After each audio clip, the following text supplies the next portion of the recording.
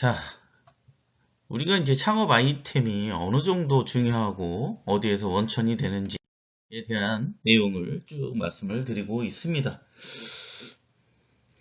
누누이 말씀드리지만 매우 중요한 요소 중에 하나가 창업 아이디어가 되겠습니다. 우리가 이걸 바탕으로 해서 사업 구상을 체계할 수 있고 또 효과적인 사업 계획서를 만들어낼 수가 있는 것입니다. 자, 그래서 우리가 원천을 계속 말씀을 드리고 있는데 일단은 제일 중요한 게 전 회사, 내가 직장 생활을 했다든지 경제 생활을 통해서 얻은 이런 경험을 바탕으로 이제 아이디어를 얻어내는 것이며, 두 번째는 사업 설명회, 사업 동업자나 투자자 등을 초청해서 사업 계획서에 의거해서 우리가 사업 설명회 또 IR 활동을 통해서 그 협력을 얻어내고 창업을 추진하게 되는 경우가 되겠습니다. 세 번째는 권리의 취득이었죠. 다른 사람의 라이센스, 사실 본인이 개발하고 발명하고 또 아니면 생각해낸 게 제일 중요하겠지만 사실은 그런 시간도 없고, 만약에 이제 그런 아이템이 전혀 생소하다면 이런 라이센스를 통해서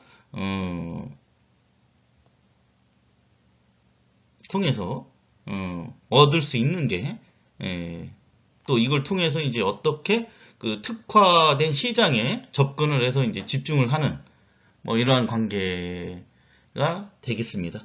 아까도 말씀드렸지만 어쨌든 간 요즘에는 특히 이런 지적재산권이 굉장히 중요하기 때문에 함부로 남의 걸 이렇게 모방을 하거나 사실은 베낀 이런 것들은 이제 굉장히 법에 저촉되는 행위이기 때문에, 특히 이러한 경우에는 이런 라이센스를 어떻게 또 꼭 필요하다면 이렇게 돈을 주고라도 취득을 하는 게 중요하다고 볼 수가 있습니다. 또 누누이 말씀드리지만 네 번째는 이제 자영업입니다. 어떤 경제 생활을 하다가 그 활동에서 얻는 그 경험을 통해서 사업 기회를 찾아내는 이러한 거라고 이제 말씀을 드렸습니다. 자, 그 다음에 이제 취미생활. 사실 취미생활은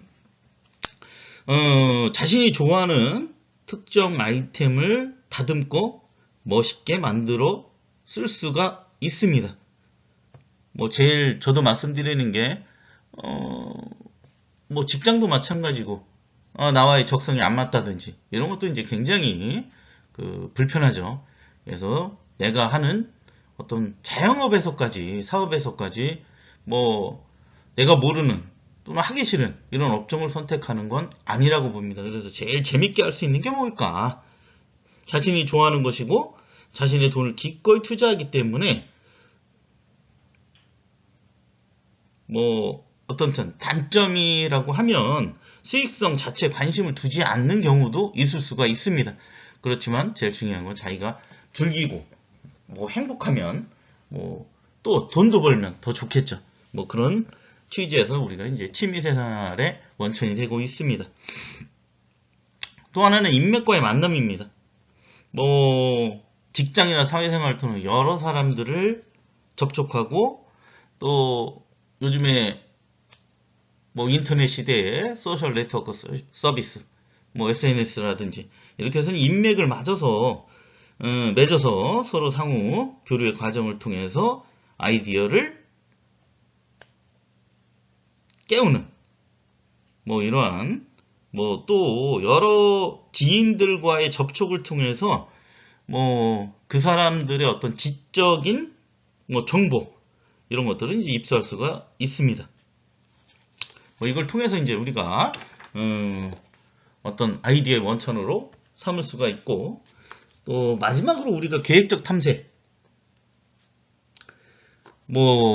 대신 생각할 때 우연한 기회에 이렇게 번뜩여서 아이디어를 만들어낸다 이런 얘기도 있지만, 사실은 그런 경우는 굉장히 드물다고 할 수 있습니다. 그래서 우연적인 발견보다도 적극적인 탐색을 하는 이러한 사람이 좋은 아이디어를 만들어낼 확률이 높다, 이렇게 볼 수가 있습니다. 어떤 이러한 창업가의 가치관과 생활 습관을 습득하는 것이 중요합니다. 기업가로서의 이런, 그래서 기업가는 일정에게 자금을 저축을 하고 또 뭐 사업 기회를 항상 모색을 하며 사업성이 있는 기회를 적극 행동으로 추구하는 실천가이기 때문입니다. 또한 주변의 인맥을 항상 어떤 자신의 인적 자원으로 활용을 하고 또 도움을 받는데 적극적인 활동을 하셔야 될 것입니다. 뭐 이러한 것들은 어떤 사업에 또는 창업의 어떤 변화의 기회를 포착을 하고 또 가능하면 하나가 아닌 여러 회사를 단계적으로 우리가 창업을 할 수 있는 마음가짐으로 이제 뭐 계획도 하고 살아가야 할 것으로 말씀을 드릴 수가 있겠습니다. 자, 뭐 연결해서 비슷한 얘기를 계속하고 있습니다. 자, 창업자의 기본 도구 중에서 제일 중요한 게 아주 좋은 아이디어라고 말씀을 드렸습니다. 그걸 통해서 사업의 기회를 포착하는 발판으로 이제 만들어내고 어쨌든 간 남들보다 앞서서 어떤 환경, 상황적 변화의 어떤 그 패턴을 또 안목을 깨차는 것이 이제 굉장히 중요합니다. 그래서 직장이나 일상생활의 경험을 새롭게 재구성하는 노력도 필요하시고 또한 창의적인 아이디어를 어떻게 만들어낼 것인가 이걸 우리가 이제 창출 기법이라고 하는데 이걸 적극적으로 이제 활용하는 자세도 필요하다 이렇게 말씀드릴 수가 있겠습니다. 앞에서도 뭐 여러 번 말씀드렸지만 전 직장이라고 해서 뭐 여러 가지 창업의 아이디어의 원천은 어디서 오는가 라는 말씀을 계속했습니다. 그래서 그 특정한 부분이나 시장에서 얻은 지식과 경험을 토대로 새로운 기술적 또 어떤 노하우를 연결시킴으로써 어떤 사업의 기회를 포착하는 거라 이렇게 말씀드릴 수가 있는데요. 뭐 유명한 예로는 그 헤드라고 뭐 여러분이 스포츠 용품 이런 데서 많이 보셨을 거예요. 그래서 하워드 헤드라는 사람이 자 2차 세계대전 중에 이 사람은 그 비행기 만드는 이런 공장에서 그 경금속 합금을 개발하는 일을 했습니다. 사실 1차 세계대전 뭐 그 전에는 비행기를 나무라든지 천 뭐 이런 가벼운 재료로 이렇게 만들었었는데 그 경금속 합금이라는 것이 2차 세계대전 그 중에 이제 발명이 돼서 그거를 이제 일을 맡고 있던 엔지니어다 이렇게 볼 수가 있습니다.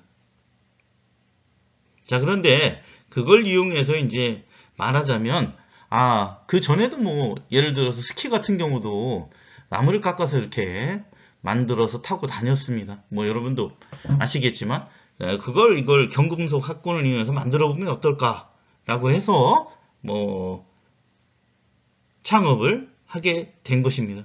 그래서 굉장한 성공을 거뒀죠. 뭐 녹도 안 쓸고 그 다음에 굉장히 견고하고 자 그래서 뭐 헤드스키사 또 이제 이걸 가지고 뭐 마찬가지로 이제 그 테니스 라켓을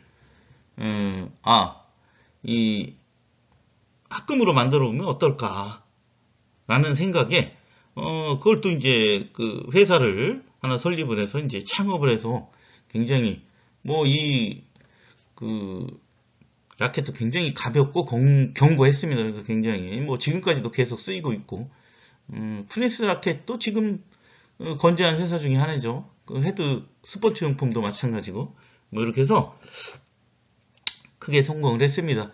그래서 뭐 성공한 게 중요한 게 아니라 어쨌든 이 경험했던 이런 어떤 전 직장 또 자기가 너무나도 잘 알고 있는 이런 것들을 통해서 새로운 지식과 기술을 새로운 영역에 적용해서 그 영역에 어떤 새로운 어떤 그 장을 열었다 하는 거에 굉장히 이제 높은 평가를 주고 있다고 할 수가 있겠습니다.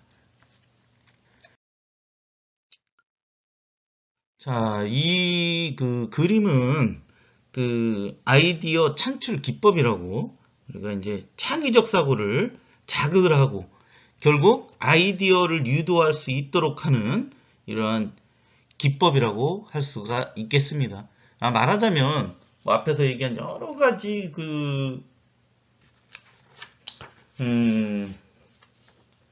이러한 원천에서부터 뭐 아이디어가 나오지 않는다.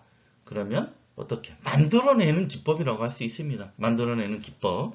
그래서 여기에는 브레인스토밍, 또 시네틱스, 자유연상법, 또 강제연상법, 연관법, 빅드림법, 포커스 그룹, 이렇게 이제 한번 살펴보도록 하겠습니다. 그 중에 제일 많이 사용되는 기법 중에 하나가 브레인스토밍이라고 할 수 있습니다. 뭐 문제 해결, 뭐 아이디어 구상이라고 이제 생각하시면 되겠는데요. 사실은 이 창출 기법은 우리가 여기 그 창업에서도 얘기하지만 뭐 심리라든지 철학이라든지 또 의학 부분에서도 많이 이 부분을 활용을 하고 있습니다. 문제를 해결하기 위해서는 혼자만의 구상보다는 여러 사람이 함께하는 방법이 더 효과적일 것이다. 자, 그래서 이 방법은 한 가지 문제를 놓고 여러 사람이 회의를 통해서 아이디어를 구상하는 방법이 되겠습니다. 특징을 보면 말씀드렸지만 한 가지 문제를 놓고 회의를 통해서 여러 가지 아이디어를 구상하는 방법으로 짧은 시간에 많은 아이디어를 만들어낼 수가 있으며 최종 선정된 아이디어를 스캠퍼 기법으로 이제 구체화시키는 뭐 효과라고 할 수 있습니다. 근데 이제 그 주제가 한 가지를 가지고 하기 때문에 회의 주제는 이제 구체적이어야 한다고 할 수가 있고요. 사회자 1인에 뭐 그 다음에 이제 우리가 서기라고 하는 기록자 뭐 한두 명, 그 다음에 발표자가 뭐 6명에서 12명의 조를 이뤄서 뭐 여기에는 우리가 이제 큰 원칙이 있습니다. 제일 중요한 게 자유로운 분위기를 유지해야 되고 또 질보다 양이며 비판하지 않고 결합과 개선을 특징으로 하고 있습니다. 그래서 강압적이지 않고 자유로운 복장과 분위기 속에 토론을 진행해야 하며 많은 아이디어에서 좋은 아이디어가 있을 확률이 높기 때문에 이러한 아이디어를 좋고 나쁨을 판단하지 말고 무조건 만들어 보는 게 중요합니다. 그래서 아이디어를 많이 내는 창의적인 뭐 유창성에 해당하므로 그 생각나는 대로 많은 아이디어를 발표하시면 됩니다. 그 다음에 비판하지 않는다. 중요한 특징 중에 하나인데요. 상대방이 어떤 아이디어를 내든지 비판하지 않는 겁니다. 한번 비판하고 야유를 하기 시작하면 아이디어를 내지 못하고 또 뭐 쑥스러워 하기도 하겠죠. 그래서 사람이라는 게 위축이 돼서 발표를 잘 내지 못하게 되므로 우리가 원래 취지인 이 브레인스토밍의 효과가 사라지게 되는 것입니다. 또한 나의 아이디어가 고갈이 되었을 경우는 말하지 않고 그냥 있는 것보다는 다른 사람이 제출한 아이디어를 결합하거나 자신의 생각을 더해서 발표할 수도 있습니다. 결국 타인의 아이디어를 이용하는 것으로 이는 창조적 모방에 해당한다고 볼 수가 있습니다. 자, 그래서 아까도 말씀드렸지만 그 사회자, 주재하는 사람은 회의실 또 조용한 장소를 정한 다음에 회의를 진행을 하고 발표할 아이디어를 기록할 사람, 또 아이디어를 발표하는 사람을 구분하여 자리 배치를 하게 되는 것입니다. 그래서 정확한 주제를 주고 10분 정도 생각할 시간을 정해주고 우리가 사회자는 아이디어를 표출할 방법을 지시하고 뭐 임의적으로 순서를 정하시면 됩니다. 그래서 우리가 발표 시간은 30분에서 한 1시간 정도로 제한을 하고, 왜냐하면 너무 길면 또 굉장히 지루하다고 할 수 있습니다. 그래서 이건 우리가 서기라고 하는 사람은 발표된 아이디어를 발표함과 또 발표 시간이 지나가거나 더 이상 아이디어가 나오지 않으면 기록자는 발표된 아이디어를 한번 읽어 주의를 환기시키게 됩니다. 자, 그래서 발표가 끝나면 중복된 아이디어와 가치가 없는 아이디어를 제거해서 뭐 얻어진 결론대로 이제 문제를 해결하면 되겠습니다. 자, 그 다음에 여기에 이제 역 브레인스톰이라는 게 있습니다. 여기에서는 일단 뭐 전에 지금 말씀드렸던 브레인스토밍은 뭐 상대편 얘기에 대해서 이제 그 공격을 하지 않는 게 특징이라면, 역 브레인스토밍은 참석자를 반반 나눠서 뭐 아이디어를 내게 하고 다른 쪽 반은 이 아이디어에 대해서 이제 공격을 가해서 또 끝까지 남은 이러한 결과대로 이제 문제를 해결하는 이러한 수단이 된다고 말씀드릴 수가 있겠습니다.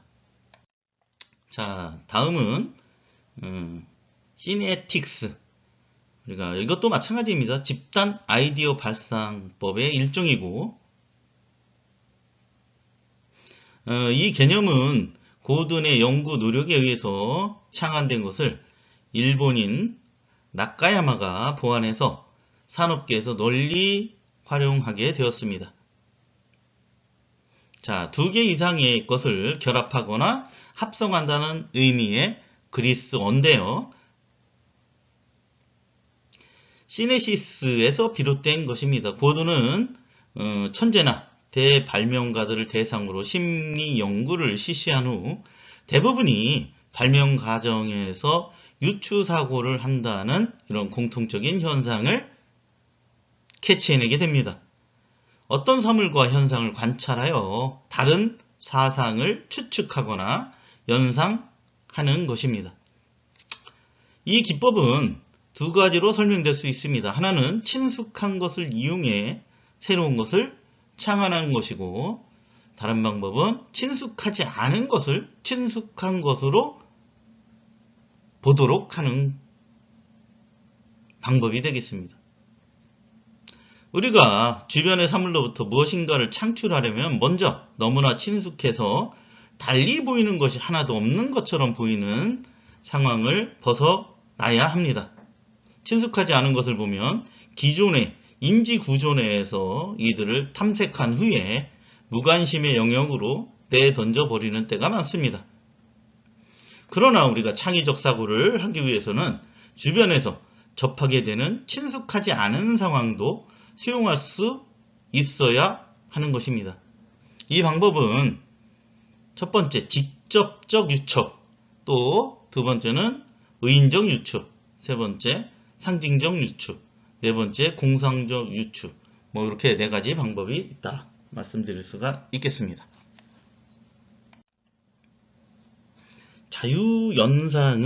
연상법은 그 정신 분석 상담의 핵심 기법이 되겠습니다.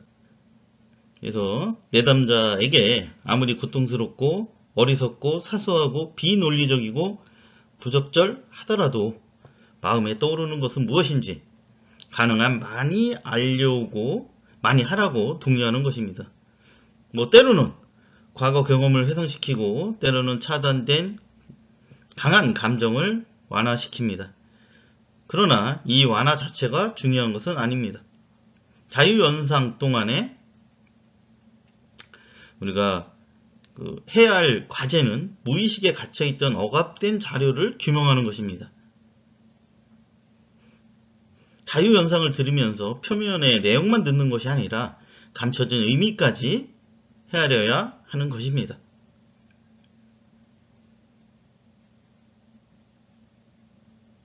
자, 어쨌든 우리가 말의 실수는 갈등하는 정서의 표현이라고 합니다. 따라서 우리가 말하지 않는 부분도 그들이 말하는 부분만큼이나 중요하다고 볼 수가 있습니다.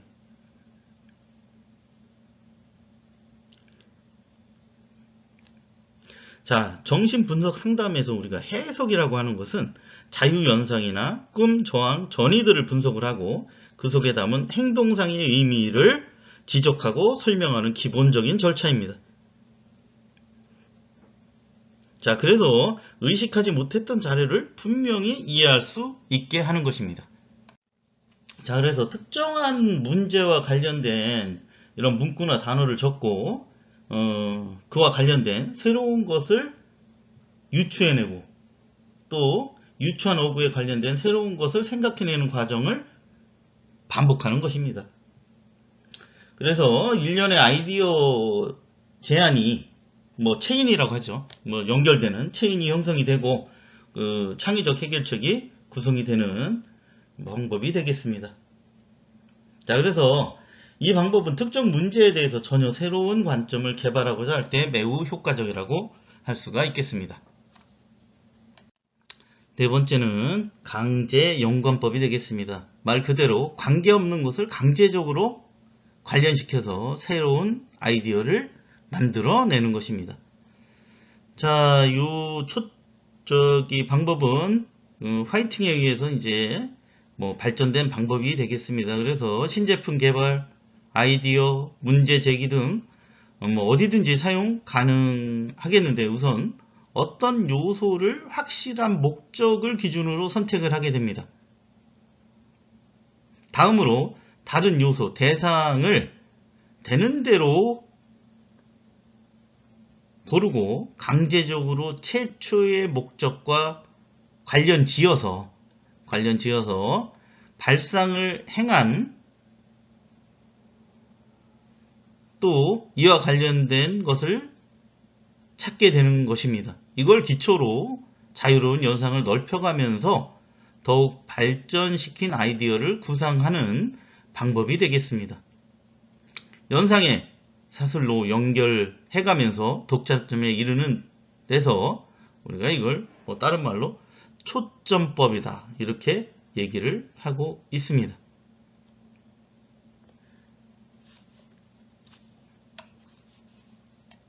자, 어쨌든 요소 간의 관계를 찾아내고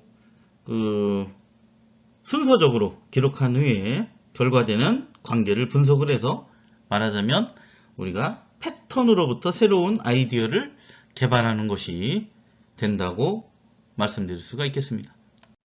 다음 빅 드림법은 최대한의 상상력을 발휘해서 특정 문제와 그 해결책에 대해서 생각해보는 방법이 되겠습니다. 어쨌든 최종적으로 아이디어가 실현될 수 있는 형태가 되도록 개발하는 것인데요. 특히 먼 장래의 비전을 제시하는 사업 구상을 할 때 원대한 꿈을 가다듬는 기틀을 마련하는 데 적절한 방법이 되겠습니다. 그래서 기업의 입장에서는 비전을 제시할 때 많이 사용하는 방법 중에 하나라고 말씀드릴 수가 있겠습니다. 자, 마지막으로 이제 포커스 그룹이라는 게 있습니다. 신제품 개발 시나 특정 제품 영역에 대해서 심층적 토론을 유도하면서 시장의 수요를 충족시키는 제품의 아이디어를 구성을 하고 여러 가지 문제의 대안을 생각해내는 방법이 되겠습니다. 우리가 경영, 신제품 개발 시 특정 제품 영역에 대해서 우리가 말하자면 심층적인 토론을 유도하면서 어떤 제품의 아이디어를 구성을 하고 대안을 모색하는 방법인데 대개 요거는 우리가 이제 서포터즈냐 아니면은 이제 사용자 모집을 해서 실제적으로 이 제품을 사용해 보고 그에 대한 어떤 의견이라든지 아니면 표현을 통해서 얻어내는 방법이 되겠습니다. 그래서 경찰 우리가 취조실 같은 데 보면 취조하면서 바깥에 유리는 또 안 보이게 해서 취조자가 또는 이제 이 서포터들이 얘기하는 것을 이제 보고 느끼게 되는 또 요즘엔 이제 CCTV 같은 게 잘 돼 있기 때문에 뭐 음성이나 화면을 보고 뭐 여기에 관계되신 분들이 그걸 보고 이제 대안을 얻어내는 방법이 되겠습니다. 요건 이제 신제품이라든지 이런 데 많이 사용하는 이러한 방법이 되겠습니다.